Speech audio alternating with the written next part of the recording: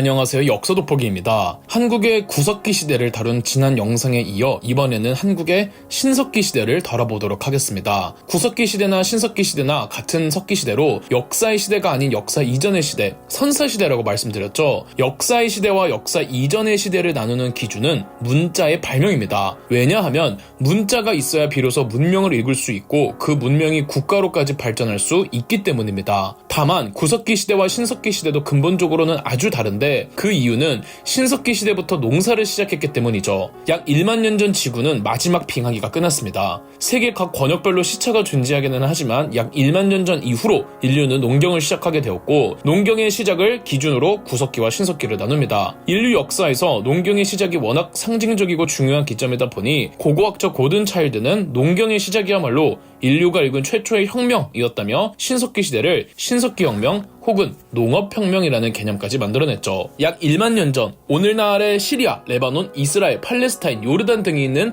레반트 지역에서 최초의 농경이 시작했다고 보고 있습니다. 여기서 이젠 전 세계로 퍼져나가기 시작한 거죠. 농경뿐 아니라 동물들을 가축화하는 목축도 함께 시작했습니다. 한국의 경우 인류 최초의 농경으로부터 약 2000년이 흐린 뒤 기원전 8000년경부터 시작한 것으로 보고 있습니다. 농사의 시작은 인류에 정말 많은 것들을 바꿔놓았습니다. 우선 농사를 하니까 이제 이동할 필요가 없이 어딘가에 정착을 하게 되겠죠. 그러니까 이제 집이 굉장히 중요해지기 시작하는 겁니다. 구석기 시대인들이 지은 집을 막집이라 하고 신석기 시대인들이 지은 집을 움집이라고 합니다. 가장 큰 차이점이 있다면 집의 기둥을 박을 때 구석기인들의 막집은 그냥 맨 땅 위에다 냅다 박아버렸는데 신석기인들의 움집은 1m 정도 땅을 파고 그러니까 나름의 기초공사를 한 거죠. 판 땅에다가 기둥을 박았습니다. 이러면 훨씬 더 안정적이고 견고하겠죠. 구석기 시대 때는 빙하기다 보니까 땅이 얼어있어서 함부로 팔 수가 없었는데 빙하기가 끝난 신석기 시대인들은 이제 땅을 어렵지 않게 파낼 수가 있었던 겁니다. 그리고 한 움집은 평균적으로 4명에서 5명의 인원이 살기에 적합했다고 하는데 이젠 신석기 시대 때 농사를 지어 정착 생활을 하면 무슨 일이 생기느냐? 바로 가족이 생기기 시작하는 겁니다. 그리고 신석기 시대 때부터 인류가 사용한 중요한 도구 중 하나가 톡이죠. 구석기 시대 때는 그때 먹을 걸 그때 마련했기 때문에 음식 저장의 필요성을 많이 못 느꼈는데 이제 농사를 하기 시작하니까 음식을 저장하거나 조리할 수 있는 그릇이 필요했고 그래서 나온 게 톡이죠. 불로 흙을 구워서 무언가를 만드는 기술을 터득하니 같은 방식으로 가락바퀴 같은 거 만들 수 있었고 여기에 동물의 뼈로 바늘을 만들어 옷감까지 짜내기 시작하는 겁니다. 신석기 시대 초기에는 오로지 실용성만 따져서 아무 무늬가 없는 형태의 토기를 만들었습니다. 이걸 이른 민무늬 토기라고 하는데 얼마 안 가 신석기인들도 이 토기의 장식을 가미하기 시작합니다. 최초의 장식을 가미한 토기는 덧무늬 토기였습니다. 별 대단한 건 없지만 흙을 덧대거나 조각하여 선형의 장식을 그려넣은 토기들입니다. 대표적으로 양양 오산리에서 출토된 덧무늬 토기, 제주 고산리에서 출토된 덧무늬 토기, 부산의 동삼동 덧무늬 토기 등이 있습니다. 하지만 덧무늬 토기의 역사는 그렇게 오래가지 않았습니다. 어쩌면 토기들 중 가장 유명한 토기 빗살무늬 토기에게 자리를 빼앗기거든요. 한국의 신석기인들은 빗살무늬 토기를 거의 3000년간 이용했습니다.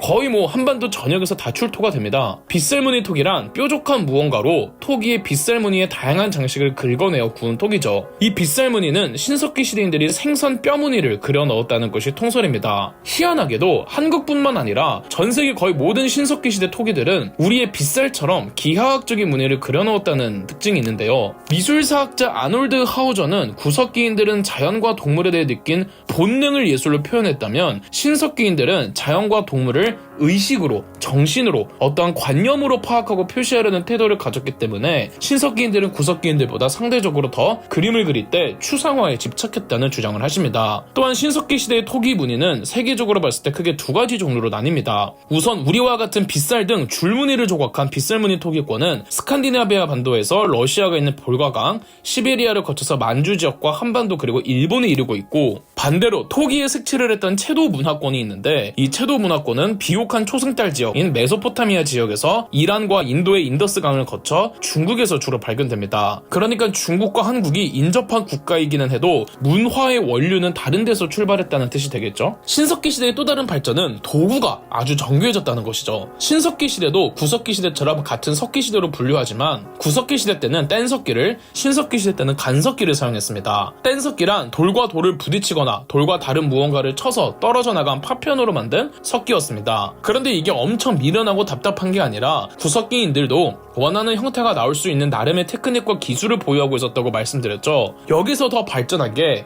어딘가에 대고 돌을 갈아서 내가 원하는 형태로 더 잘 나오도록 하는 간석기였습니다. 신석기 시대 때는 간석기를 사용했죠. 대표적으로 갈 돌과 갈판이 있는데요. 딱 보시는 것처럼 곡물이나 열매 같은 거 갈판 위에 올려놓고 갈돌로 가는 용도인데 돌로 딱 정확한 용도에 맞는 저 형태를 만들 수 있다라는 기술이 생겼다는 겁니다. 또 옷감을 짤 때 쓰는 가락바퀴의 경우 흙을 불로 구워 만들기도 했지만 돌에 홈을 파서 만들기도 했는데 돌에다가 홈을 판다는 것 자체가 돌을 갈 수 있는 능력이 생겼다는 거잖아요. 이게 뭐 그렇게 대단한 거냐고 하시는 분들은 직접 한번 해보시길 권장드립니다. 정말 쉬운 건지. 또 신석기 시대 유적들은 특이한 게 거의 대부분 근처에 엄청난 폐총, 즉 조개무리가 다량으로 발견된다는 겁니다. 조개를 향한 신석기인들의 사랑은 이상하리만치 컸는데 뭐 조개들을 엮어서 칠해거리 만들고 뭐 심지어 가면도 만들죠. 구석기 시대 때도 어로 생활을 했는데 신석기 시대 때는 어로 생활의 규모가 훨씬 더 커진 것으로 보입니다. 물고기를 얼마나 사랑했으면 토기에다가 생선뼈를 상징하는 추상화를 그려 넣었겠어요. 빗살무늬에 생선뼈를 그려 넣은 것도 풍어를 기리는 의미가 아니었을까 하는 해석도 있습니다. 신석기 시대 유적 근처의 조개더미들을 보면은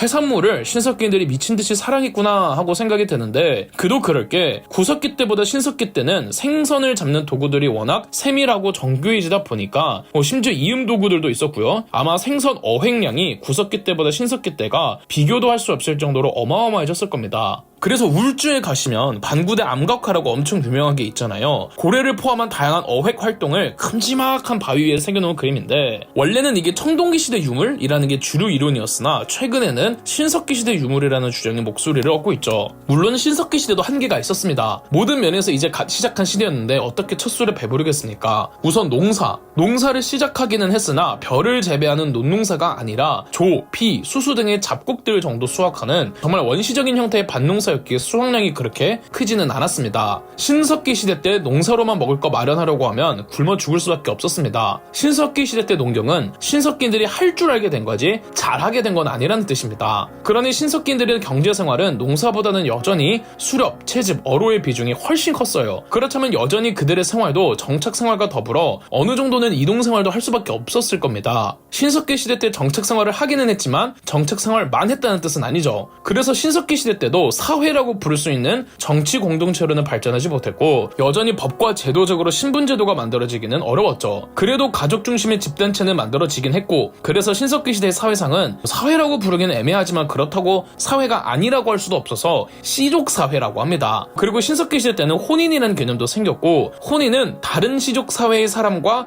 맺어지면서 시족사회끼리 뭉치게 되고 이게 훗날 부족이라는 개념으로까지 확장되지만 아직까지 신석기 시대는 시족사회 정도였습니다. 아울러 명확한 증거가 발견되지는 않았지만 오늘날의 많은 학자들은 신석기 시대의 시족사회는 목의 중심의 사회였다고 보고 있습니다. 토기도 만들 수는 있었지만 어마어마한 고온의 불을 다루진 못했기에 신석기 시대인들이 만든 초창기 덧무늬 토기나 중후반기의 빗살무늬 토기는 경도가 그렇게 단단하지는 않았습니다. 그래서 덧무늬 토기와 빗살무늬 토기 상관없이 신석기 시대의 토기들은 바닥이 다 뾰족합니다. 신석기 시대인들이 보유하고 있는 토기 제작의 기술로는 바닥을 평평하게 만들면 너무 쉽게 부서진다고 합니다. 그래서 바닥을 뾰족하게 만들어 어딘가에 꽂아두었다고 하죠. 우리나라의 대표적인 신석기 유적으로는 양양의 오산리 유적, 제주도의 한경, 고산리 유적, 부산의 동삼동, 함경북도 청진의 농포동 유적, 황해도 해주의 웅당포 유적 등이 있습니다. 다 바닷가죠. 아주 대표적인 신석기 시대 유적 중 하나가 서울 암사동의 유적입니다. 일제강점기였던 1925년에 서울에서 대홍수가 벌어졌습니다. 을죽 대홍수라고 따로 명칭이 생길 만큼 한국 사상 최악의 대홍수 사건 중 하나로 손꼽히는데 이 홍수 피해 때 땅과 흙이 다 엎어지면서 신석기 시대 유물들이 다수 출토된 겁니다. 이후부터 지속적인 발굴 작업을 통해 파도 계속 나와서 우리나라의 아주 대표적인 신석기 시대 유적이 되었죠. 암사동 유적지는 기원전 4000년경으로 보고 있고 강원도 양양의 오산리 유적은 기원전 6000년경 그리고 제주도의 한경 고산리 유적이 기원전 8000년경으로 한반도에서 발견된 신석기 유적 중에서는 가장 오래된 유적이라 기원전 8000년경부터를 한반도 신석기 시대의 시작으로 보고 있는 거랍니다. 지금까지 한국의 신석기 시대 역사였습니다. 그럼 역사 돋보기였습니다.